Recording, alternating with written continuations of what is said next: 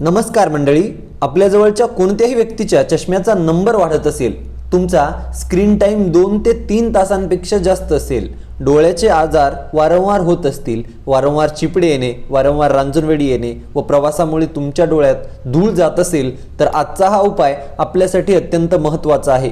याआधी व्हिडिओला like, share आणि सबस्क्राइब करा। तर यासाठी आपल्याला लागणार आहे त्रिफळा चूर्ण। आयुर्वेदाच्या सुश्रुत संहितेतील उत्तर तंत्रमधील हा उपाय आहे, जे की नेत्र धावन म्हणून वर्णन केलेलं आहे।